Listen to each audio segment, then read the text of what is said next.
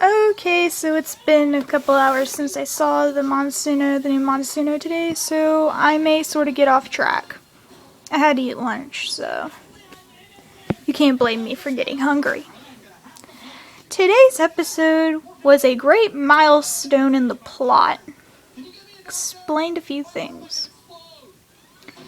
Today's episode was called Linchpin, I believe, and I looked up what Linchpin means. Actually, on Google recently. It means like a key point. Something that if it is not there, a plan would not work. So, Locke has been referred to as the linchpin multiple times by Charlemagne, by Clips, even by Jarity. So this giant bear is pretty important. And we find out why he's so important. And it begins with Chase having the trippiest dream. Okay, he's standing in a city, which I guess is the Monsuno equivalent to Las Vegas. There's pretty lights and colors everywhere. There's no people, though, just him. It's kind of destroyed a little in some places. I think that may be where Chase grew up, with Ginger and Bren. We never get to see where they came from. The first episode had them in the woods looking for Jarity already. Which is good. Jump right into there. We don't want no background info, no. Because that would make sense. So, he's in this colorful place and he sees his mom. Yes, his mom. Again, his mom is in every vision so far. And Chase actually gets to talk to her. More. She says more than just screaming his name. Which is good. I give that a thumbs up. And he goes, Mom, Mom. And he actually gets up and he gets to touch her hand. He grabbed her hand. And she called Chase Linchpin. And she said Linchpin like 5 times. No, 3, I'm sorry. I usually make it, when I say numbers, I usually make it more than what it is, I guess to exaggerate. And Chase is like, Mom, are you okay? And then we see 6. And oh my god, he's just like peeking out of the side of a building. And he's like, it is my birthday, Linchpin. I'm like, you had to sneak the birthday thing in there again, didn't you? Not that I'm complaining, I think the birthday thing is hilarious. The voice actor playing 6 must have been like, we have to sneak the birthday thing in there again. His mouth flaps work perfectly, so we are going to say birthday. I wonder if the Japanese version or the other different languages, since there's sometimes the plots sort of kind of altered a bit to fit with the mouth movements. I wonder if they mention the birthday thing. If you're from a different country, tell me if 6 mentions his birthday a lot in your country's Monsuno. Because I know Monsuno has been translated to a lot of languages. So yeah. Chase wakes up and they're in a hotel room. I don't know how they find these places and get in. I know Ginger has a credit card, so I guess that's how. And he goes to see his dad because he mentions to Team Cortec, I had this dream and my mom was in it, Locke was in it, and even 6 was in it. Oh, I missed a part, I'm sorry. When they're still in the hotel room in the morning, they get a call from 6 is saying Clips is going to try and kill him, and he needs Team Cortec's help. And Chase deep down inside is like, I kind of like 6, kind of trust him still. Let's go see what his problem is. He looks kind of distressed. So, he goes and they go see his dad first because he's really freaked out about this dream. It's like, and he asks his dad, so I had this dream about Locke and my mom and 6. And I'm like, I want to know what it means. What's Locke? What is he? And then, Jarity's like, okay. Whenever I made Locke, I knew that if I didn't destroy all the Monsuno before they got to the core, then eventually humans and Monsuno would have to be able to interact with one another to live on the same planet. So, when I created Locke, I added some of your DNA. So his dad has also been playing Let's play with my son's DNA. So, Locke is technically Chase's brother. Now, don't be like, what in the world? How many people can you say, hey, meet my giant bear brother? Roar. I would totally take advantage of that because I'm a bad person. And, Ginger says, I guess Locke got the looks in the family. She says so many funny things this season. She just has a snarky comeback for everything. I love Ginger, so. I can see why a lot of the male fans of Monsuno have a crush on Ginger. She's very smarky, very smart, tough, strong, independent. Ginger would be a badass girlfriend to have, I swear. And, whoever she eventually pairs herself up with, I guess she's leaning towards Baal again, so he's a lucky duck. Then what happened next? See, this isn't a movie. This episode wasn't very memorable in some places. It shows clips and he's working on scientific experiments and Don Pyro's like, we want more pretty pretties. You know, the commercial where it's like, the bad guys have a battle cry. I hate those commercials. They got a new one now where it's like, something smells punky. I think this is even worse. It's like a Punk Monk commercial and I hate it. Kind of. Dax kind of talks in it a lot, so I kind of like it. But I'm biased, remember? I pick favorites. So, Chase and Team Cortec, they go to the jungle. There's only like 5 or 6 locations in Monsuno that they can go to. So they go to the jungle. I read what the jungle was called, but I forgot already. And, Six is waiting on a rock, and he looks really scared, really kind of like, gonna die. And I kind of felt bad for him. I'm like, really? Maybe this is Six's chance to join Team Cortec and be a good guy.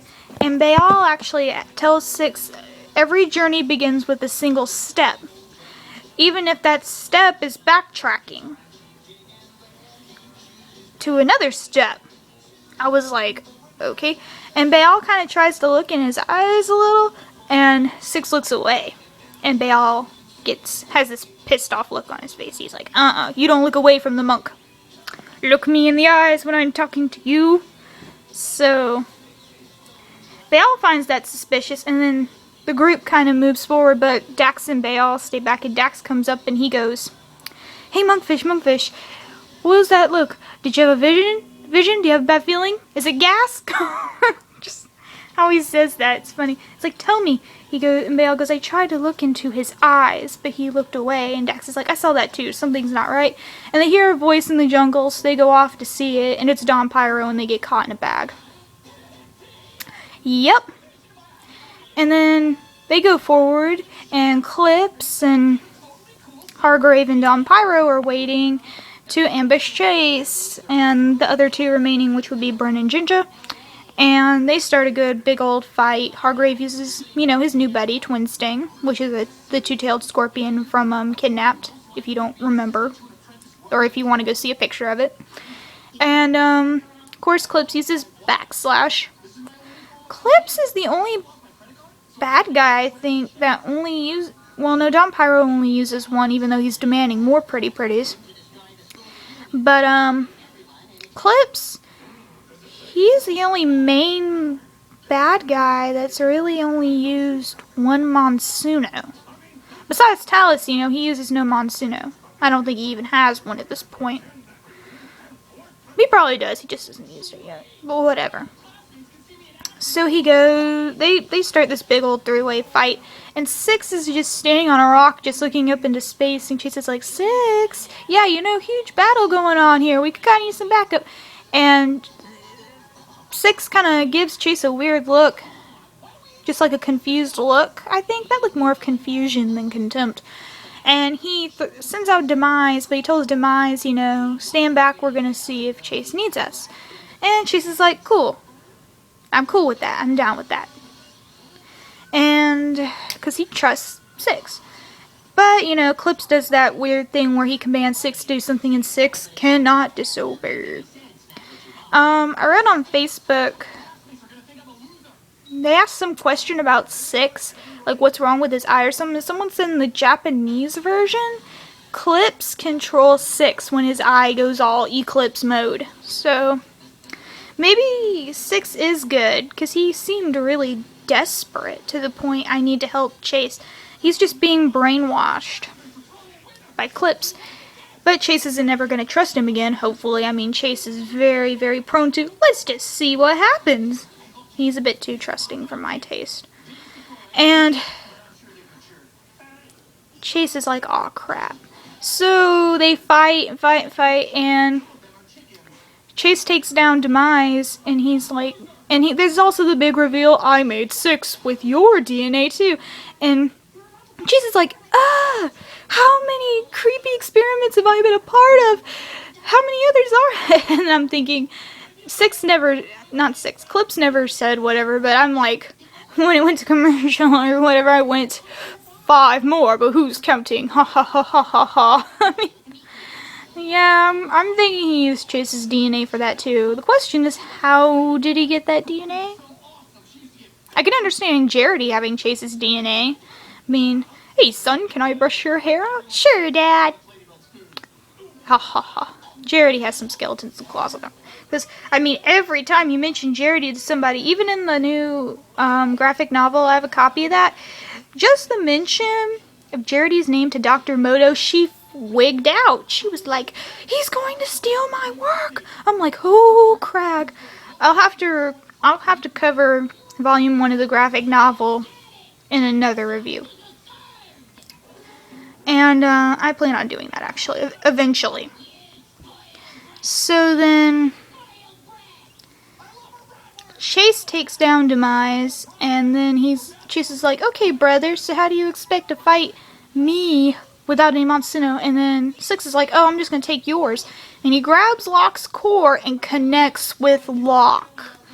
You're probably asking, how does that work? Since Locke can only bond to one controller. All Monsuno can only bond to one controller, except for Storm for some reason. That was never explained either. So, well, 6 has Chase's DNA. So Locke's confused. He's just sitting there looking back and forth. And eventually 6 takes full control of him. And he commands Locke to kill Chase. And Locke lifts up his paw, and then Chase is like, no, Locke, it's me, it's Chase, it's me, you know me, I'm your controller, I'm your friend. And then, in his dream earlier, it mentioned something about the pendant, which is his necklace. It's special. It is the key to signaling and breaking the barrier between him and Locke so they can be one and hear each other talk. I really want to hear what Locke sounds like in Chase's head. I bet they speak what cool minds speak, so I'm like, okay.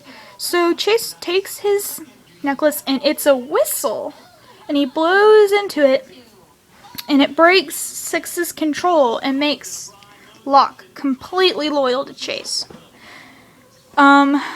He commands Locke to beat the living crag out of everyone, and after a few attacks, everyone's down for the count. And that's kind of where the episode... Oh, never mind, I'm sorry. Well, they all flee, and Chase is like, well, hell. So they go, and he gets Evo to get... Dax and Bale, they're still in the bag. They're just carrying him by the bag, and then he, like, commands... And then they're sitting there, and... Jinja's like, hey, does the whistle work on Evo? So he tries the whistle on Evo, and it doesn't work. He's like, no, I think it's special for just Locke. And he commands Evo to just drop the bag. And he drops the bag. And poor Baal and Dax come flying out of this bag. Poor Baal just like tumbles over onto his face. I was like, aw. I think everything Baal does is adorable. He's like a baby panda. So, he, it's like, I can't hear Locke talk yet, but I know our bond is twice as strong now, and then they have a cool lifting up the core thing to the sun, dramatic music, and... Oh, I forgot to mention a part with Dom Pyro that was really funny. He and Jinja Ginger was fighting Don Pyro and Bryn was fighting Hargrave. And Bryn's like, why do I always get the creepy guys? And Ginger's like, okay, would you like to trade creepy for crazy? And then it shows Don Pyro and he's like dancing around going, mousy, mousy, mousy, pretty, pretty, pretty. I was like, what in the world? So that's pretty much it for that episode. It's like one of those that just may not be the most memorable for me, but it did kind of explain a lot and give more plot detail. Clip's vows to somehow get his hands on Locke, because Locke is the linchpin. Duh. So that's it. I may do another voice review for the first volume of the graphic novel, which says Monsuno Combat Chaos, but it has regular Quick Force. You know what, I'll just save that for the discussion of the comic. But again, thank you for listening. It's always fun. These are always so much fun to do. So thank you again, and goodbye.